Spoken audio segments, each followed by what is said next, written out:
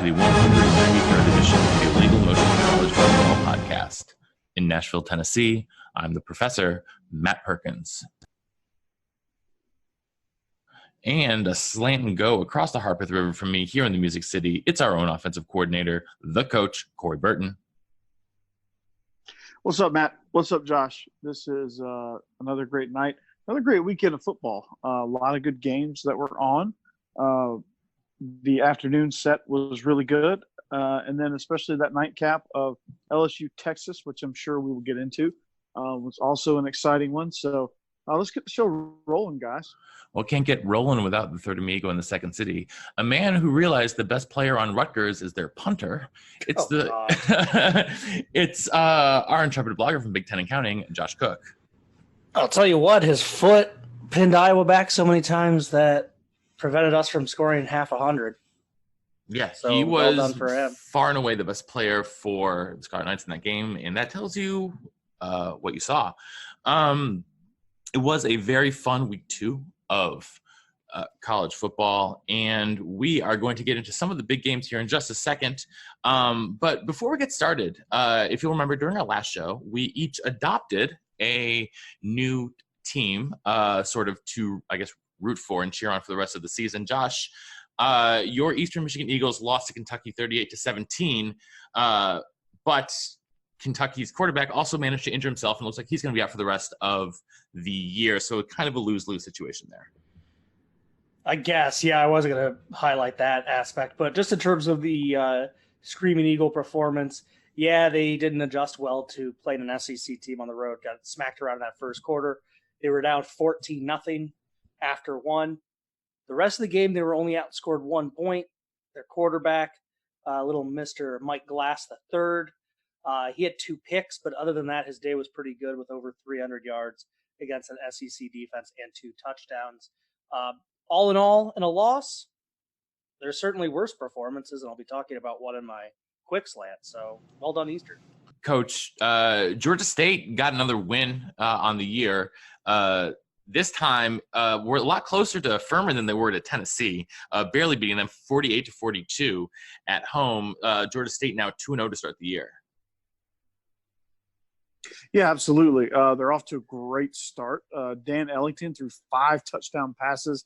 They were actually down 17 points in the second quarter to then pull away and win 48-42.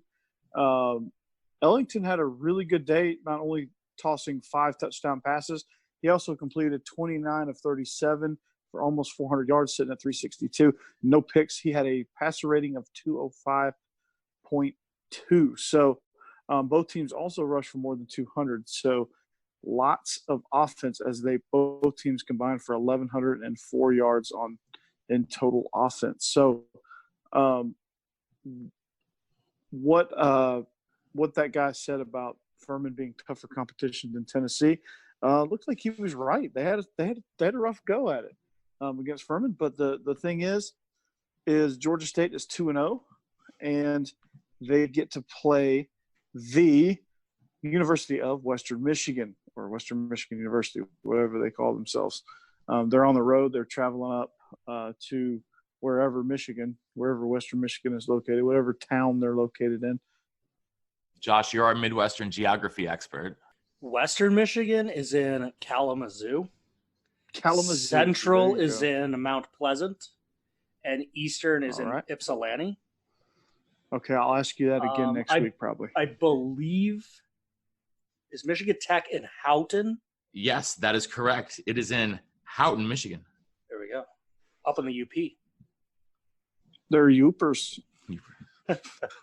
So, yeah, Georgia State, they're on a roll, guys. So, you know what? I'm actually going to use that as my quick slant. So, You guys are up. All right, Josh. You found you found out, like I said in the intro, that the Rutgers football squad is not exactly their strongest this season. Sorry, Dad. No, they're awful. And this is the 4th year of Chris Ash. He has had a 2-win season, a 4-win season, and a 1-win season. He's finished 0-9 in 2 of his 3 years in the Big Ten. And based on what I saw on Saturday, they're going to have a back-to-back 0-9 team. He's going to end his career. They're going to fire him at the end of the season. They have to. Going 3-33 in Big Ten play. This team cannot win a conference game. Iowa was in terrible field position all day, gave them really short fields because they were punting from their own end zone multiple times. And Rutgers produced 5 first downs, 2 of 14 on third, 125 total yards, 10 of 27 passing for 47 yards and 2 interceptions, 78 rushing yards on 22 carries. They were penalized 7 times. They lost the turnover battle 3-0, and they had 22 minutes of time of possession. They are awful. And it's an embarrassment for the Big Ten. It's an embarrassment for the university. I feel sorry for them. And I think during the game, the announcers said it the best. It was second half. The blowout was in progress. And the play-by-play guy was commenting, well, this is Iowa's earliest conference game. And Petros Papadakis, the USC fullback great, basically said, yeah, but if this was Michigan or they were playing in Ann Arbor, it would feel like a conference game regardless of the time of year. With Rutgers, you don't care. It's not a Big Ten game, doesn't have the feel of a Big Ten game. Maryland sort of feels the same way, and Rutgers sort of feels the same way, depending on who you are in the league. But especially for Iowa fans and most Big Ten West fans, Rutgers is pointless. I'm not sure any Big Ten fan cares, and that includes Penn State, which is theoretically their closest rival, quote unquote, or Maryland, quote unquote. This is just an abomination. And I don't know how in the world enough people are signing up in New York City with the recent trends of cutting the cord and stuff, that this is going to be a marriage that lasts longer than a decade.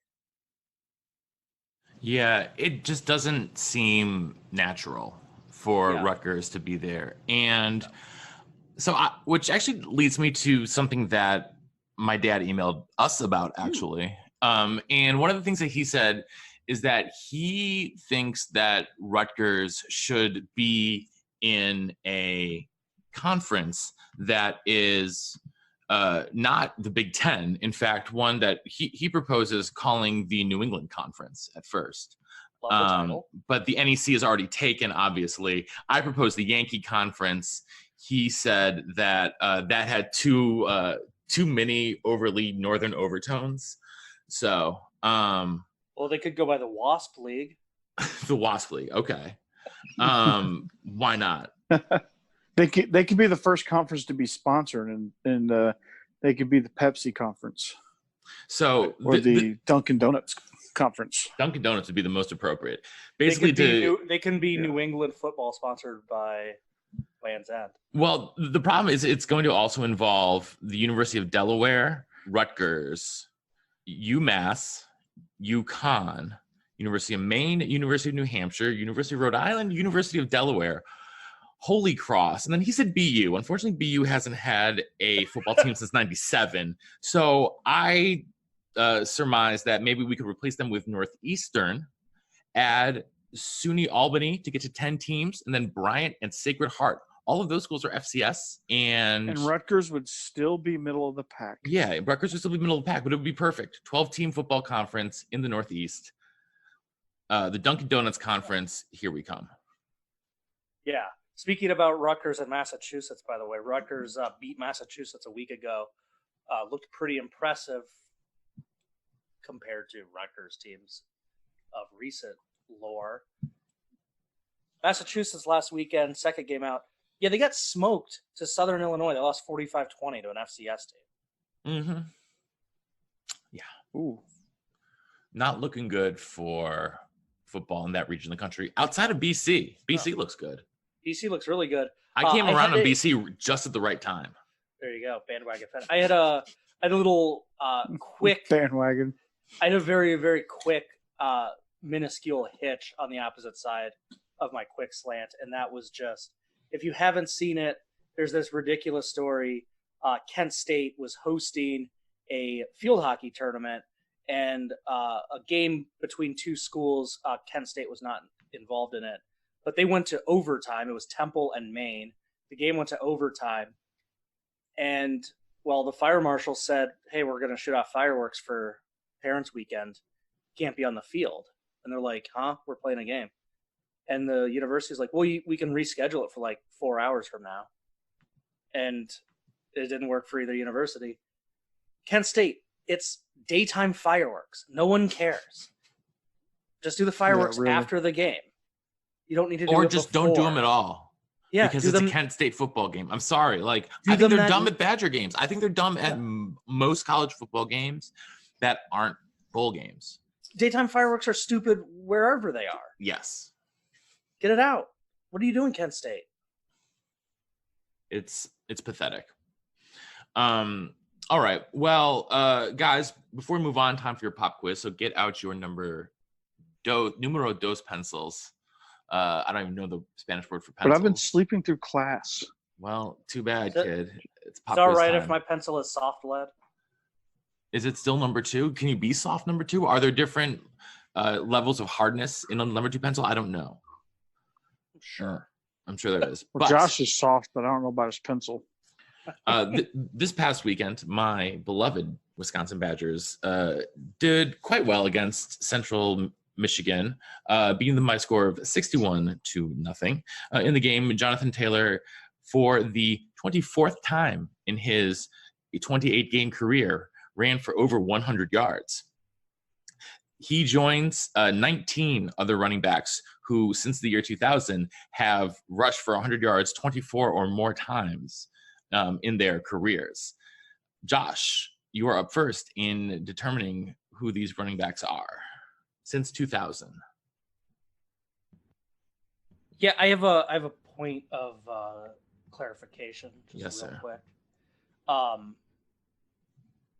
I'm assuming Ron Dane playing the 99-2000 season doesn't count.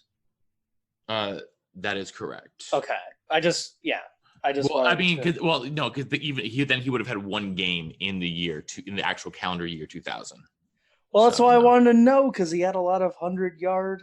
Yep. No. And it would have been games. It's games since the year 2000. So even if you went 98, 99, 2000, 2001, only the seasons 2000 and 2001 would be counted. Okay. All right. I sort of figured, based on him sniffing Ron Dane's overall yardage mark, Donnell Pumphrey's got to be up there, right? Number 2. He had 33 such contests. Well, speaking of Ron Dane, you got to think of his fellow Badger, current NFL holdout, Melvin Gordon. Melvin Gordon only had 22 in his career. Now, because he didn't start until he only had 2 years as a starting running back. And he was not featured as much as Jonathan Taylor has. His touches per game were not nearly as many as Taylor's, especially when he was a freshman. Taylor was getting the workload from day one freshman year. Melvin really didn't get in there until the sort of like the middle part of his redshirt freshman year. So strike one for coach. Yeah. So we've talked about it before, kind of peeling back the curtain. We get these questions earlier in the day so that we can at least form a list. And coach, feel free to accuse me of cheating, but I couldn't remember his name. I had jotted down on my list that Memphis kid. And I Googled him before the show. So I've got that Memphis kid. Is that cheating? Can I say D'Angelo Williams, or is that totally? I mean, he's number 1. Does that count? Number 1. Coach, will you allow that Memphis kid as an answer? Yeah. I'm going to group source this because I want to make you feel like you don't just have equality, but you have equity in this whole process. And so Okay, I would also accept this buy that. Jeopardy. This Jeopardy panel would also accept that Memphis kid because he's the only Memphis kid you really could have thought of. Paxton Lynch? Yeah. Yes. Okay, that Memphis kid will be allowed. Coach, you're up again. Rashad Penny. Rashad Penny. Sorry, Coach. He did not crack those. He only had one season where he was just really the starter because he backed up Pumphrey for most of his career.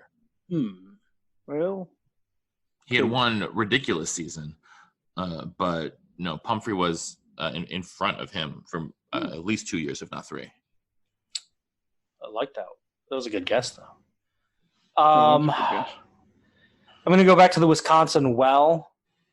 Flamed out in the pros, unfortunately, but Monty Ball had a ton of career yards. I don't know if it was enough. 26 career 100-yard games. He is 8th in that time span. Didn't clear it by much, though. Coach. For strike 3, Adrian Peterson. Adrian Peterson. Sorry, Coach. He had 22 career games with 100 yards. So he falls just short. Coach, that is strike 3. You're out quick. Josh, any other answers quickly? Can I get my redemption shot here? Nick Okay, Chubb? double or nothing? Yeah, Nick Chubb is correct. He had 24. Nice. Okay. I'm back in it. There you go. Josh. A little bit older school name, but my God, did he run a ton for Arkansas? Darren McFadden? Darren McFadden didn't run as much for the Raiders. He again in that list of greats with only 22 in their career. He only had 22, so no, he's out. Shoot. Okay. Coach, you got anyone else? I don't know if he played enough, but it's got to be. Does Clinton Portis qualify? Clinton Portis, I don't believe. No, he did not qualify. He had fewer than 17. Well, that was good. And that's the top 100. So he did not make the top 100. Josh, any last guys? Okay. Some names that were kind of kicking around my brain. I was thinking maybe Ray Rice while at Rutgers. Ray Rice is correct, 25.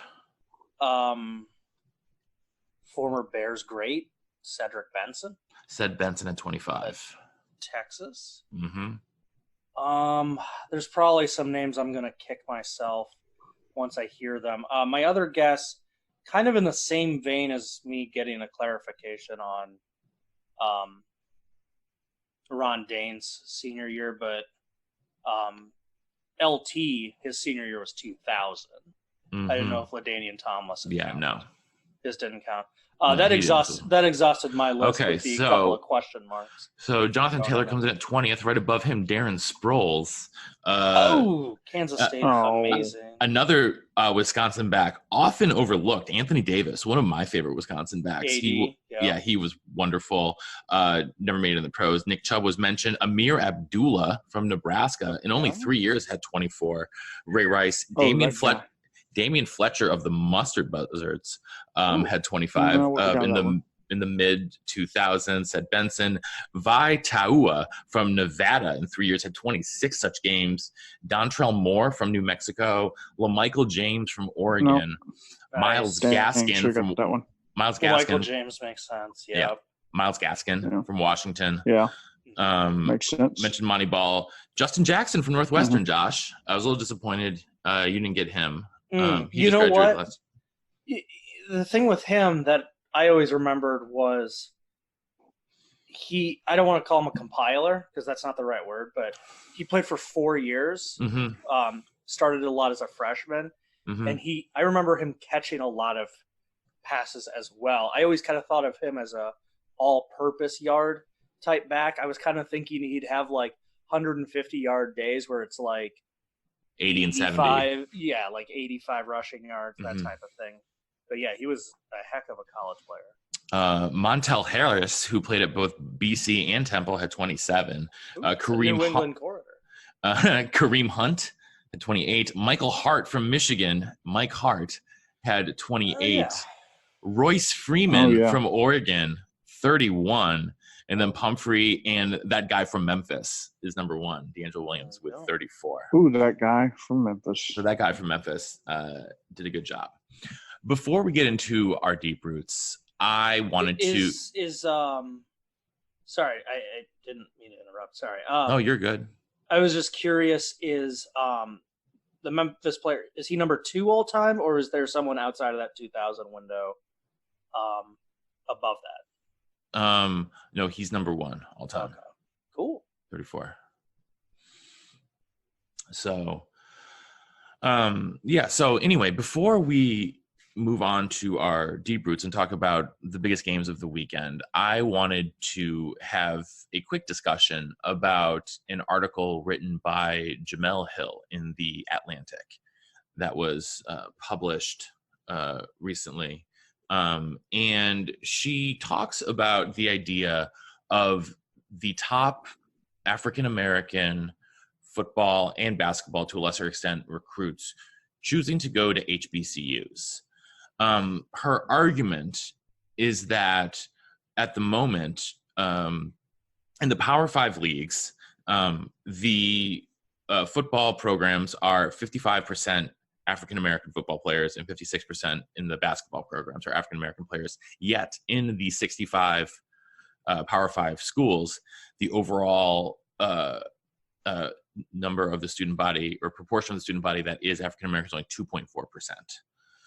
HBCUs at the same time produce 80% of Black judges, 50% of Black lawyers, 50% of Black doctors, 40% of Black engineers, 40% of Black members of Congress, and 13% of Black CEOs in America, as well as the only Black female candidate for the presidency in Kamala Harris, who went to Howard.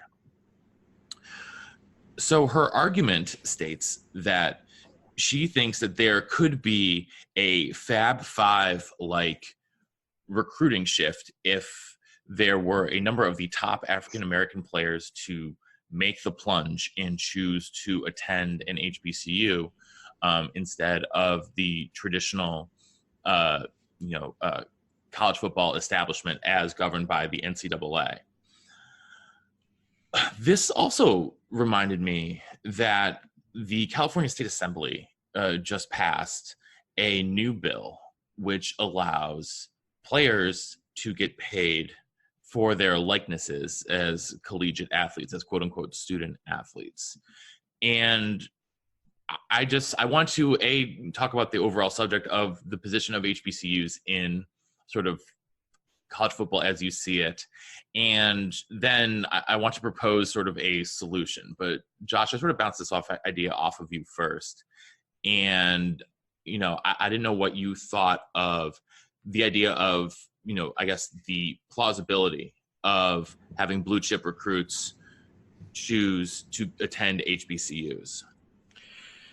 Yeah, so I've got a two-pronged answer. The first prong is it is a great idea in theory, but there's some major kinks that would need to be addressed. The first is, we've mentioned it before with the idea of paying players.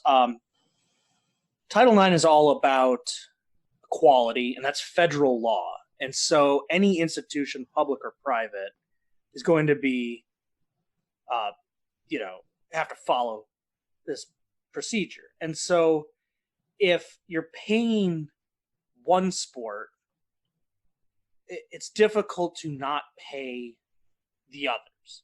And that then leads to this other question, which is the HBCUs are sometimes in really tight financial situations right now. It wasn't that long ago that Grambling had a shortage of money in their athletic department, and there were some horror stories about like their gym, their weight room falling apart for the football team. So those two issues right there. Where is the influx of capital coming for this plan if they escape pod out from the NCAA? The second prong of my answer, though, is I do think that Jemele Hill is onto something. And Matt, whether your idea of paying works or doesn't, you're also onto something, because the fact of the matter is, and I don't think we really like to say this as being 3 college football fans and 3 white people, but our respective institutions make a ton of money off of unpaid labor of their athletes, most of them black. And yes, Iowa had their first black player in the 1920s, or the 1900s, excuse me. So, yeah, they have a little bit more of a legacy, but when you look at the SEC, it's a little stickier because they didn't desegregate until the 1970s when they stopped winning national titles in the 60s. And recent events, for instance, some Ole Miss students shooting up the Emmett Till sign, kind of indicate to me that there are certain fans in the South who still don't really appreciate the African American athletes as human beings. And they're there for the entertainment and for generating money for the school. And when you have questions and concerns of an unpaid labor source in our country's history, that's a rabbit hole you don't want to necessarily jump down on a college football podcast. No, definitely not. But I would like to propose the idea, I guess more of an abstract concept, of talking about an HBCU football league. The plausibility, my thought is if you could work it out, which who knows? We have to sort of push that aside. We have to take this leap of faith. If you could sort of get around the NCAA, so they would form their own league and say, our football team doesn't participate in the NCAA because we are allowing all of the people who are part of this football league and attend these universities to make money just off of their likenesses. And now obviously the devil's in the details of how you phrase that, but let's just say they could form their own league.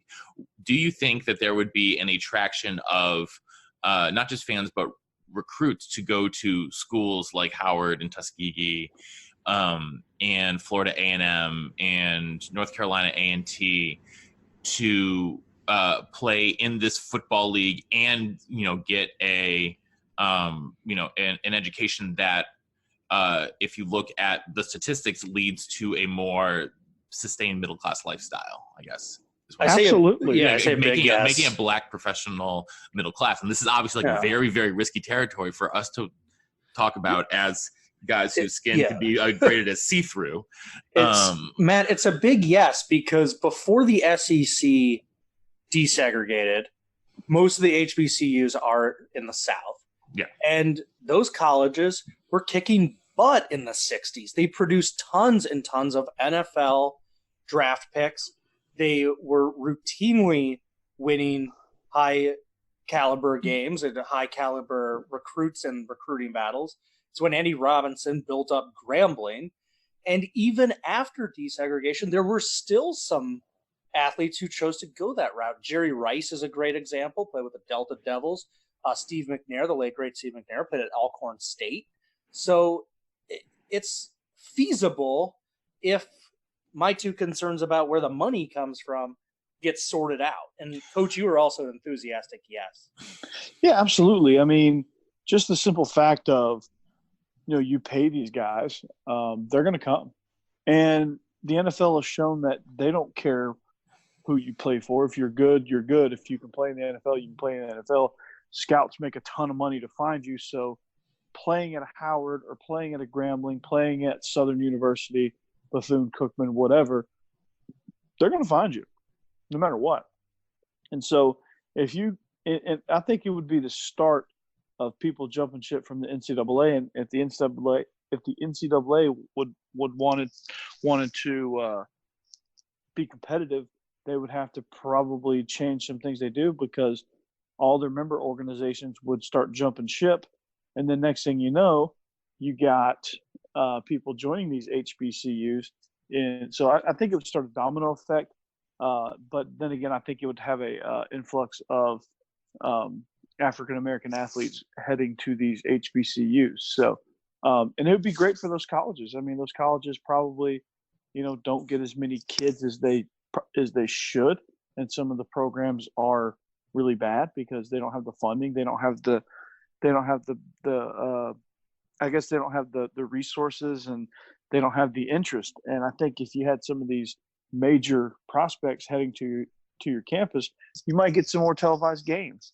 And so it's all kind of a cycle. It's all kind of plays off each other. So, I mean, would it be a great thing? I don't know. I don't know what it would do to college football and if it would water down the other conferences and the other universities. But, again, college is a choice.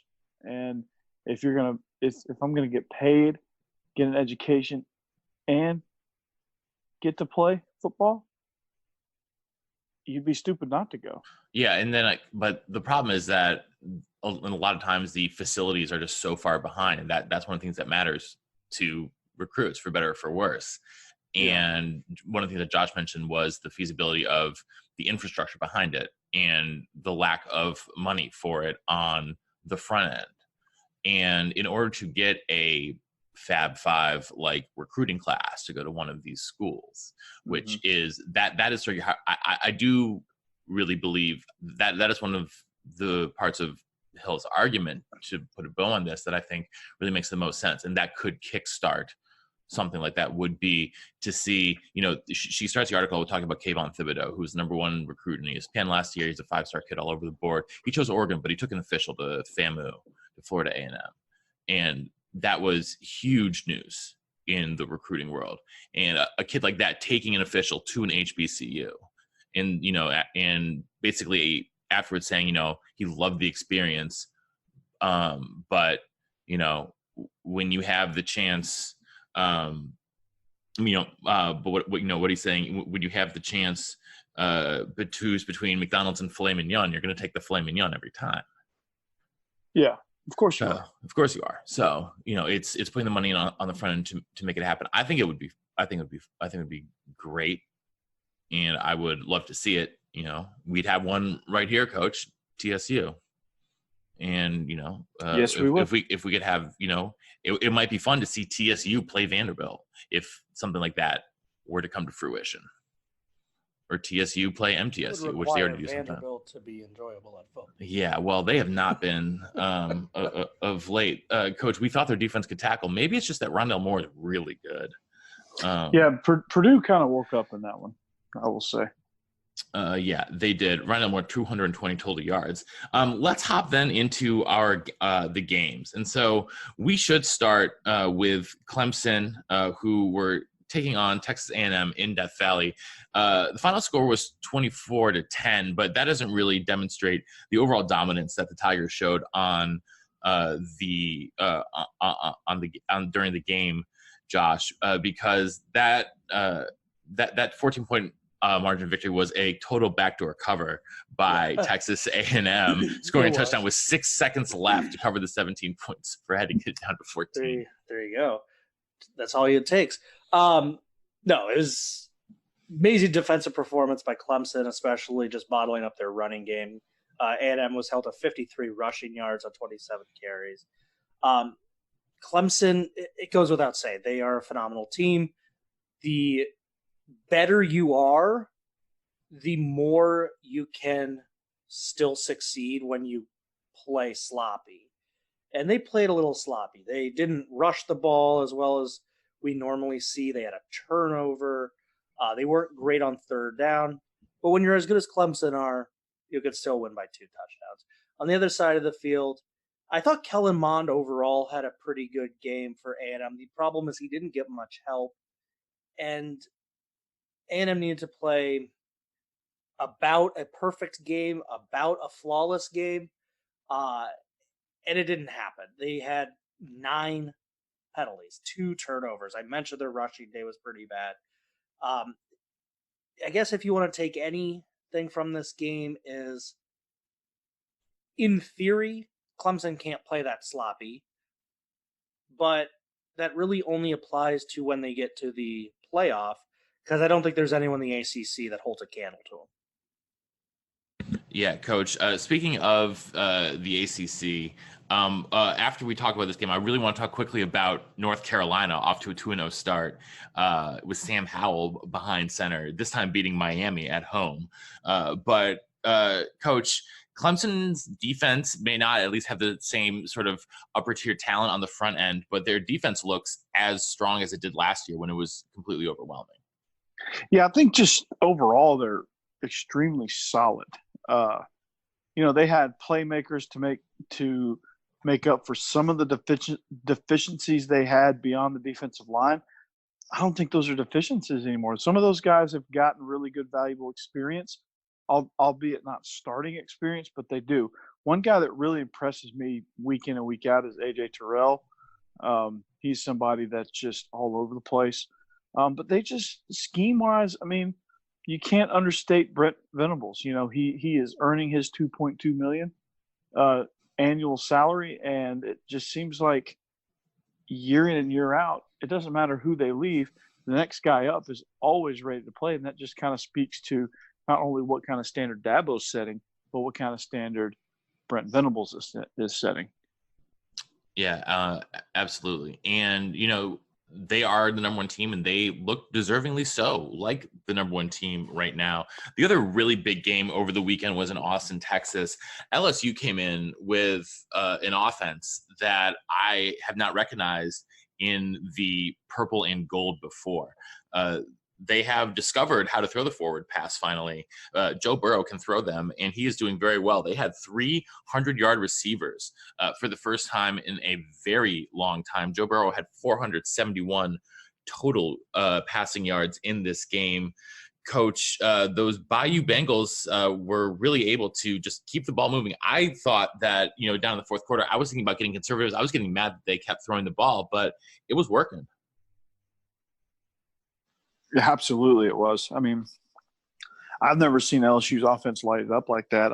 They've always been okay or good enough in the passing game, but I don't think they've been like that at least since Jarvis Landry and Odell Beckham Jr. were on campus together. I mean, they've been, that was about as prolific of a passing attack I've seen at that university in quite some time.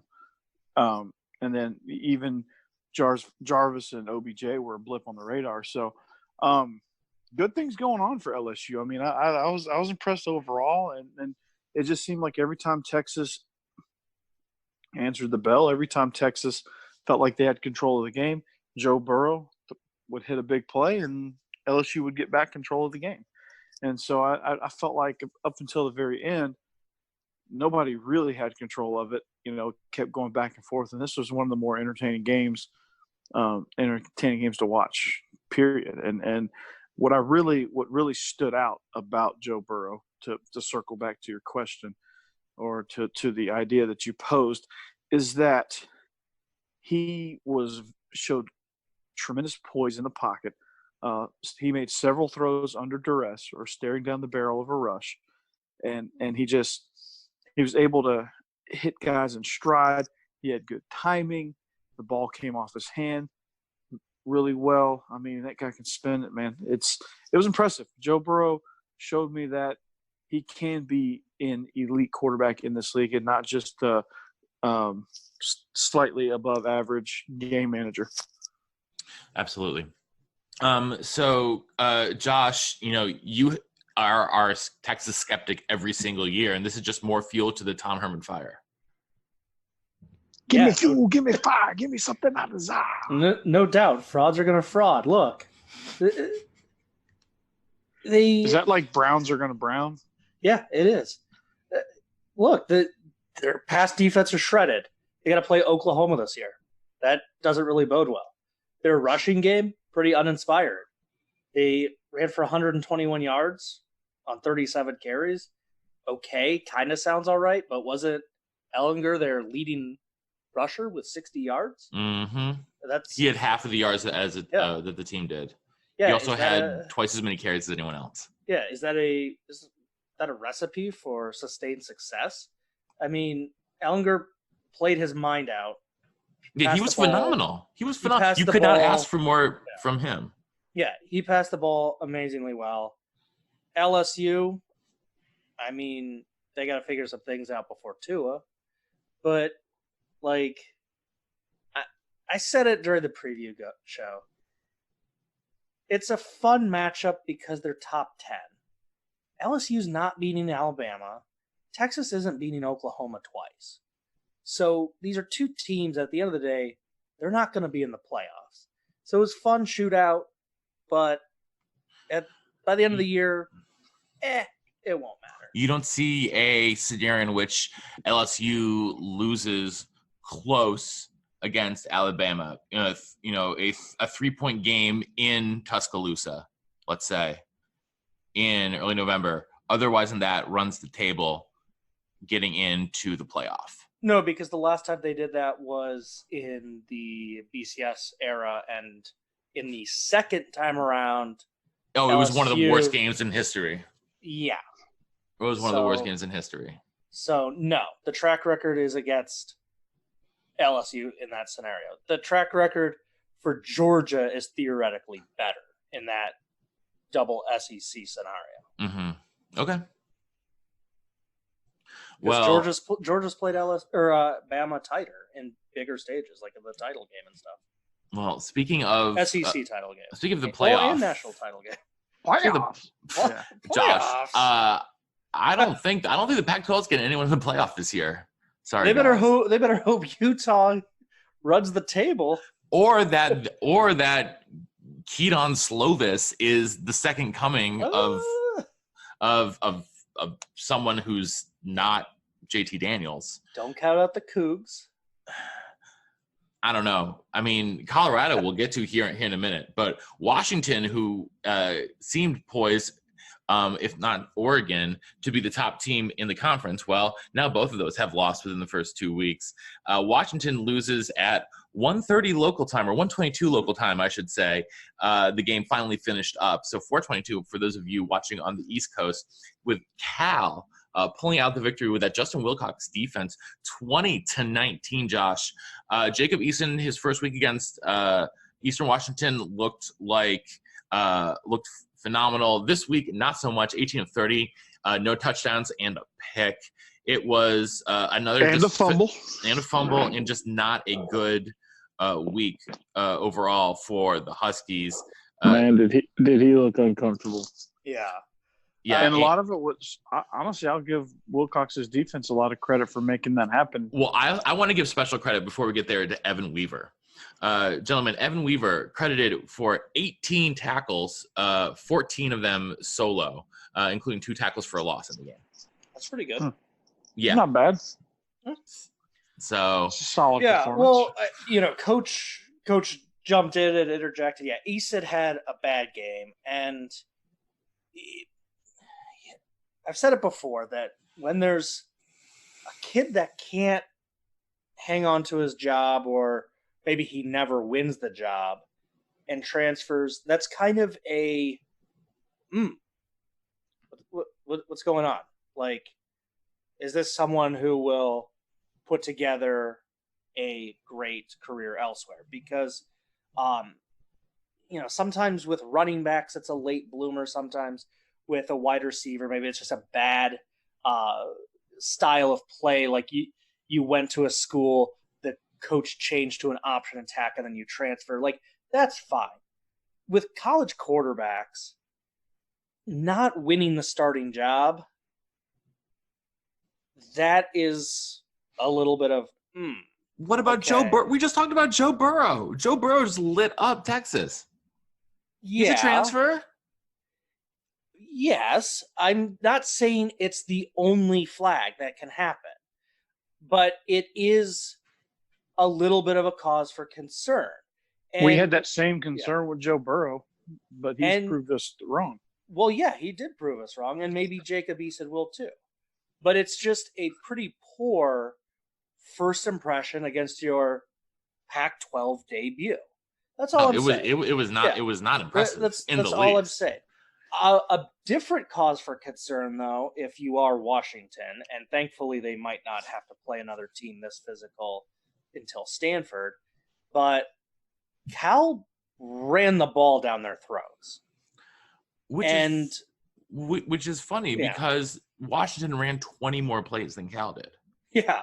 I mean, Washington ran 76 plays. Cal ran 56 plays. You know, but again, Washington turned the ball over twice. Cal did not turn the ball over at all. Their special teams were solid. Again, we talked about, you know, talked about the special teams and the importance of a punter, even for Rutgers, should have been 60-0 instead of 30-0. And yet their 6 punts, I mean, they kept them out of, you know, good starting territory. So even though they were running all these plays, they were getting stalled out on third downs, you know, more often. Yeah. And I mean, just to kind of wrap up the Joe Burrow, Jacob Eason comparison, at no point was I saying this defines Eason's season or his career. I'm just saying when someone comes in really, really highly praised like Eason was to Georgia, and they can't necessarily, you know, get a second crack at the job, that's a little bit of a red flag. And for Joe Burrow, you know, he redshirted his first year. He wasn't quite as maybe like a can't miss type kid. At least, you know, I don't pay as much attention to the recruiting, but you know, he was like a 4-star kid. I don't think he was necessarily like, wasn't Eason like a can't miss 5-star? Yeah, he was the number 1 quarterback in the country in high school. So, you know, Burrow was always going to be a little bit of a development. Mm-hmm. And I'm not sure it's a great comparison, but yeah, I think Eason has plenty of time to get things going. It's just, I kind of have this checklist of stuff. And, you know, if you are a transfer who can't ever get the starting job, and then at like your second, third, or even some of these kids are at like their 4th school, and they come out and they're making like high school type plays, it's like, oh, well, they didn't get the starting job because they haven't shown any development. Well, Josh, I think you should tell that to Charlie Strong, because Blake Barnett is still playing quarterback there, and it is not pretty. Blake Barnett is married with kid. It's absurd. I mean, and he's not even Mormon. Like, this is absurd. Coach, what kind of pressure is Jacob Eason under going back home? I mean, of all the places to transfer, going back to Washington, to Seattle, where he's from, I mean, that is just putting so much pressure on yourself. I do not know if that would have been, I don't know if I would have necessarily done that, but again, it's his choice. Yeah, it is his choice, and I think he understands, because that pressure was there to go to UW out of high school. So he had to have known what he was getting into, and you know, maybe he cracked under pressure. Maybe Cal had a great defensive game plan and just was in his face all night long and had him under duress all night long. Maybe it was a combination of both. I mean, there's a lot of factors that go into it. But one of the knocks on Eason was his erratic performances at Georgia his freshman year. That was one of the things that probably ultimately led to the door never really reopening for him after he came back healthy from injury, because Fromm proved that he could be something Eason wasn't, a solid rock at that position. And Eason wasn't that. Fromm was that. Therefore, Eason transfers to Washington. So, you know, because arm talent's there. He's got a rocket for an arm. He's tall. You know, he looks the part. You know, he can move. He's not a runner, but he can move well enough to avoid pressure. But I think sometimes his decision making can improve, because I think he tries to force balls into windows that he shouldn't. I think his accuracy sometimes can be an issue, especially with overthrows, and you know, he's got to take care of the ball better. So a lot of things that it's hard to improve on in a redshirt year when you're playing scout team. So, you know, maybe this is just a little bit of rust. Maybe he is who he is. Whatever the case may be, he's got to do better if he wants to prove that this was just an aberration and not the norm.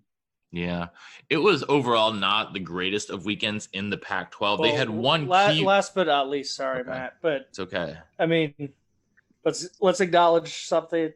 I know Cal had to go through the safe conditions, but That was a insanely long delay. What did they play? 6 minutes of game time, and then it was a 2.5-hour delay? Yeah. Yeah. And there was The stadium was empty. The stadium was completely empty. I know it looked like the Rose Bowl. Perfect segue, because guess what? The Bruins are terrible. They are hot garbage. Just forget about it. Like, Thompson Robinson seemed like a nice kid, but I don't know. I don't know. You don't know how to keep the ball in your hands. You only turn the ball over once, but it was not pretty. And I don't know what's going on. I don't know if it's a play calling. I think it might be the offensive line. I think this offensive line is porous AF and is not getting the blocking schemes down correctly or something, because the San Diego State team is not exactly great. They beat Weber State by the score of 6-0. So, Weber. Yeah, well, look, I mean, these Bruins is in this weekend. On top of that, though, that's the thing. Like, they got Joshua Kelly back. They got their best player back this weekend, and he touched the ball 15 times, which isn't bad, but he's the best player. You're playing against an inferior, talented opponent, theoretically. Give him the ball more than 15. Give him the ball 25 times. Just win the damn game. You're trying to get too cute. I'm getting sick of this for Chip. I'm sorry. Look, I am. I didn't think I was going to turn on Chip this quickly, but I've turned on Chip. Well, here's the problem. They didn't run the ball well against San Diego State or Cincy. One of the things that people overlook with his system at Oregon when it was really clicking was great running backs. They had less than 2 yards a carry. And, yeah, between the line, Kelly being back, but maybe not 100% type situation, a little bit of rust there, who knows. They didn't run the ball particularly well, so that hurts. And the other thing is, it was all about speed. Well, yeah, when you're the only team in the conference doing that, great. That's really unique. You want to talk about speed? Hey, Chip, have you seen Oklahoma play? Have you seen Ohio State play? Oregon still tries to do that. Arizona does it. Like, I could go on and on and on and on. Outside of Wisconsin and Iowa, people are incorporating speed. What he does is no longer unique. And he was out of the college ranks for a minute. A little bit, yeah. For a minute. He's out for 5 years. And the game changed. Yeah. Changed. Another ranked team fell in the Pac-12, Stanford. They were ranked 23rd coming into the week, and they got slaughtered by Keaton Slovis, 45-20 at the LA Coliseum.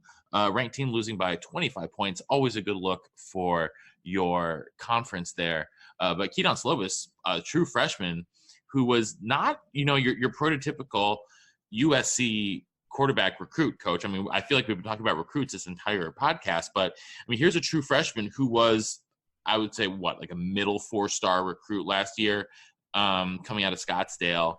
Warner, baby. And his high school coach was Kurt Warner. That is correct.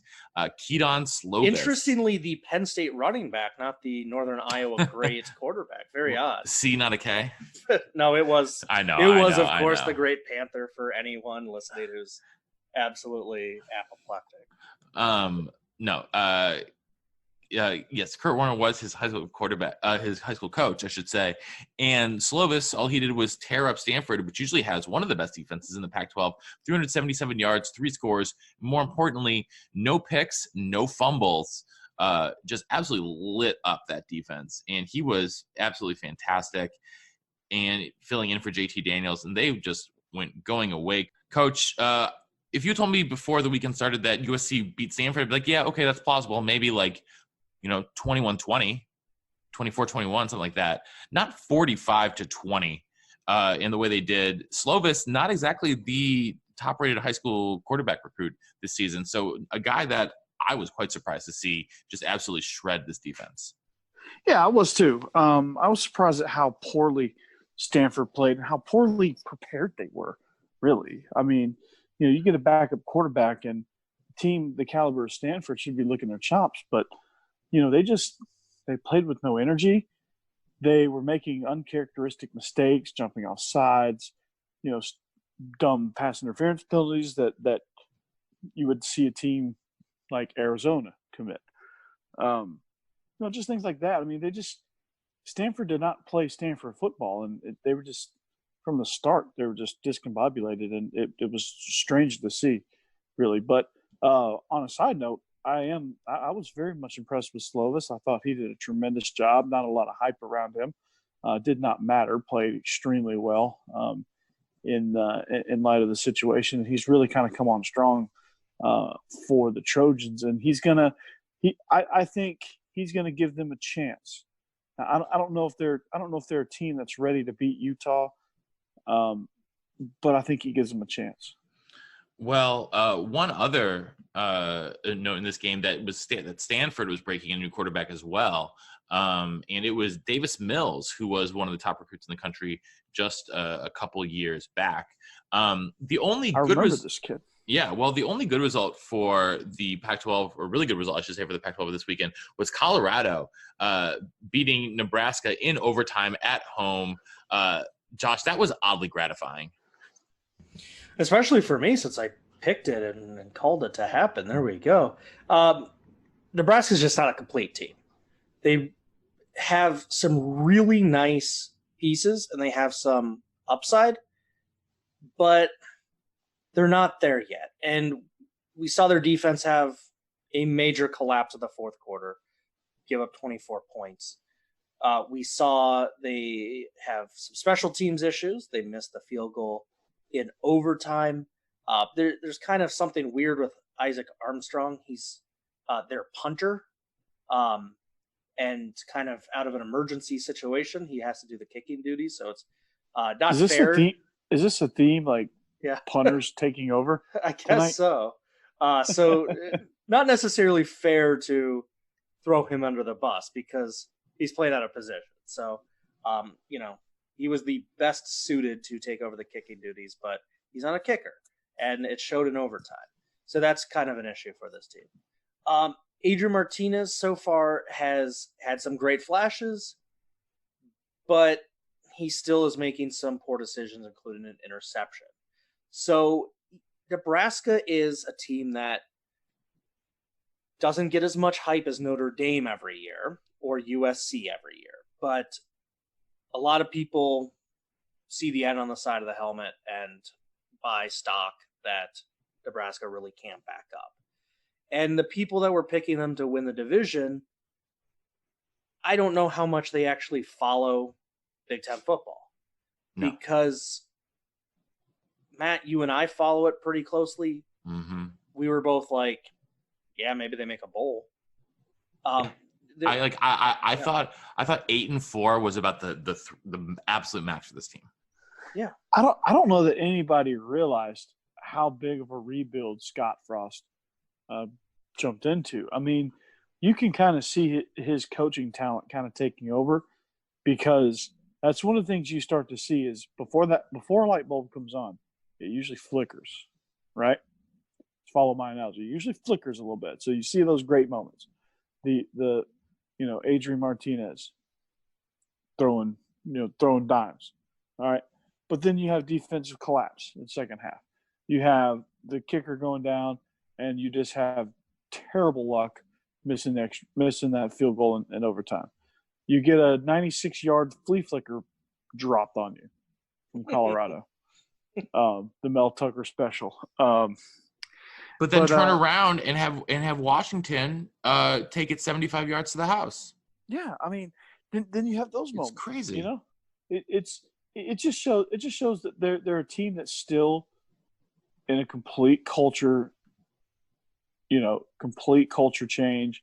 It's an overhaul, really. It's a culture overhaul, and they're just rebuilding the roster. They have no depth, which it's fair. I mean, that's just what it is. And Scott Frost knew that when he took the job, and he knew that he was going to have a uphill climb ahead of him. Mike Riley Mike Riley does what Mike Riley does. He treated it like Oregon State and just did not recruit well, did not build the program well, and left a mess, left a bare cupboard for Scott Frost. And he also left a bare cupboard for our old pal Josh from Wisconsin, Coach Anderson, and then he promptly took that bare cupboard and just completely ripped it out of the wall and left it in tatters when he went to Utah State. He took a sledgehammer to the bare cupboard. Exactly. He completely and utterly destroyed it. Oregon State lost at Hawaii. You know who I would love to see? But it's Hawaii. Like they're cute and they're fun, but it's Hawaii. You know who I'd love to see hire Mike Riley? Ohio State.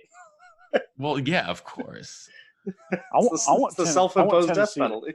I want Tennessee to hire him because they're Tennessee. That's pretty much who they're going to hire at this point. Well, yeah, Tennessee lost in case you missed it. That was fun. 0-2 Vol fans are just the most pleasant people to be around that you could possibly imagine.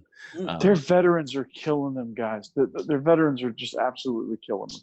It's bad. They need to just go ahead and play some freshmen and just take what they can get. Honestly, the best part of my wife's weekend was the fact that the Vols lost again. She said she turned on the TV when I was I think I was doing the most manly thing I can think of, which is go to Home Depot to buy a hedge trimmer to see that the Vols were losing to BYU. So anyhow, last game I want to get to is the drubbing of Syracuse. Josh, the Big Ten Maryland East just scored again. The Big Ten East. Is there a chance that Maryland's better than Penn State? There's certainly a chance. Offensively, Maryland is firing all cylinders. If we put Maryland's offense with Michigan State's defense, you could create like a hybrid team that might rival Ohio State. Yeah, you might. Thing with Maryland, they beat Howard, and it was awesome. You beat Howard, 79 points is pretty impressive. That's kind of ooh, what's going on with the Terps situation? That doesn't necessarily prove anything. And then you do it twice, and now you've really piqued my curiosity. They hit the road to Temple, and I think this is a good situation to see what Maryland is like in terms of, are they there coaching-wise? We know that their offense is going to be good. And, yeah, they hired someone who won 2 games at New Mexico State. And we poo-pooed that hiring a lot. I mean, much in the same way that we poo-pooed Herm Edwards the year prior, and we were proven wrong. They played to win the game. But at least we thought that he could do some good things on offense. Michael Oxley was with Alabama, learned quite a few things about offense. But I think this upcoming stretch will show, has he improved as a head coach. They have their first road trip. It's at Temple. It's an 11 o'clock game. That stadium will be empty. Can they get up for it? Then they have their bye week. Are they looking forward to having their first break of the season? Or are they doing the, holy crap, we've got a game against Temple, a bye week to get ready for a home date against Penn State, an actual rivalry game. And when you start looking ahead, when you kind of have those lapses, that'll show where the Terps are. How do you handle this success? How do you handle 2 weeks now of people going, they have the best offense in the Big Ten? That's where you prove it. Because what's happened to Maryland in the past, and I know it's not a great example because of all the turmoil they had last year, but their offense did start really, really hot a season ago, and then they had an early conference game at Iowa. And myself and a lot of Iowa fans were going, their offense looks pretty good. This could be a tough game. And by the end of the first quarter, we're going, oh, yeah, they're not big enough. They're not physical enough to handle us. And we shut them out. So we've seen this a little bit before, and Syracuse just might be a total hot mess this year. Maybe they're not living up to preseason expectations. But, yeah, Maryland, first time is intriguing. Second time, you've really piqued my curiosity. If they do the same thing to Temple, color me impressed, and I will totally reevaluate where I think this Maryland football team can end up. Coach, But they can still do that and completely get manhandled by a deeper, more physical Penn State team. They could, but I wasn't 100% sure Maryland could make a bowl game. If they beat Temple to start 3-0, they have Rutgers. There's a win. They have Purdue on the road, maybe. That'll be an interesting game. They have Indiana at home. That's an interesting game. They have Nebraska at home. That's an interesting game. And they have the greatest conundrum in the league right now, Michigan at home.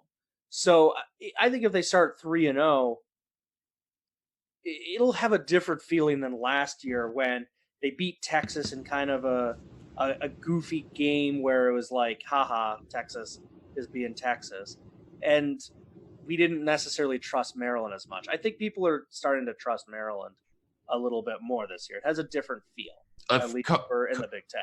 Yeah, Coach, for me, it's all about the Maryland running game. I mean, they average basically 8 yards a carry this game, 354 yards on the ground to go along with the 296 in the air. But the fact that they're just so efficient when they put it on the ground. So they ran it 45 times for 8 yards a clip. I mean, that is extraordinarily impressive efficiency on the ground. Those are the kind of numbers that you want to see in yards per attempt when you're throwing the ball 8 yards, eight yards per attempt. You can't take that away. That's for sure. I mean, they've had an impressive start. I'll give them that. And they've exceeded our expectations. They've certainly exceeded mine. The other thing, though, is that I feel like they haven't gotten – the problem is they haven't gotten punched in the mouth yet. No. And I think we'll see when Penn State rolls into town because Penn State's going to punch them in the mouth. Yeah, so we'll see what they do. They will. One of the things I think gets hidden in the box score for this game, because you look at it up and you say, okay, Syracuse, Tommy DeVito statistically had himself a pretty decent game. But – and they turned the ball over twice, but that was only one more than Maryland. But they also were over 3 on fourth down conversions. And that's a case that, especially as momentum is concerned, that's like adding, 3 more turnovers right there. And so that just, that can really be a killer, especially if you're going for, right at, somewhere near midfield. Maryland grabs the ball, 2 rushes later, they're in the red zone, and then it just feels inevitable. Not for nothing, Temple did beat Maryland a year ago, so they might get a wake-up call. We'll see. They might. Speaking of wake-up calls, I'm going to need one in the morning. It's getting late, gentlemen. We need to wrap it up. Is there anything we forgot here? Yeah, we had a big-time burying the lead situation. What happened? God almighty. Josh, you got to keep us on track, man. Well, we had a double burying the lead because we have 2 great stories coming out of Fayetteville. Well, one's a great story. The other is a big hit to the title hopes. After really turning things around against Portland State, Arkansas had some flashes of a team that could compete with Alabama, compete with LSU. And they went to Ole Miss and they lost in a heartbreaker. It was a tough one to stomach, those 2 touchdown heartbreakers that you have, those games where you play 2 quarterbacks, neither of them are any good. Those games where you give up 237 rushing yards. Just it eats at your soul. And I feel like Arkansas, if they could have gotten about 15 different bounces, they might have won the game. But I know, but it's just like that one bounce. It's Yeah. They'll bounce back. I know. I get it. They'll bounce back. And the reason they're going to bounce back is they just got a boost of confidence from a former head coach. And this is one of those heartwarming stories that you love to see. Bobby Petrino apologized Monday to fans in Arkansas after he was fired for misleading officials. And I know we like to talk about it because it's hilarious. And so some people might think it happened just a year or 2 ago. But in the timeliest of timely apologies, that whole news story broke in 2012. So this has been a nice 7-year apology waiting to happen. I know the good folks of Fayetteville are going to be fired up. I think they should make Bobby Petrino an honorary captain for their next game. Way to go. Bold strategy, Cotton. Bold strategy. Way to go, Petrino. All right, gents. Well, ladies and gentlemen, we will be back for you later this week to preview week 3 in college football.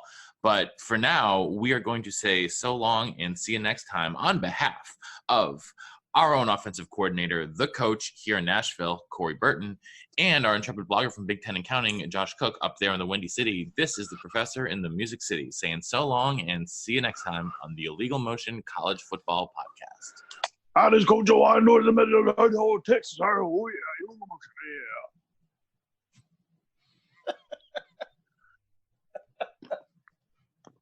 Thanks for listening to the Illegal Motion College Football Podcast.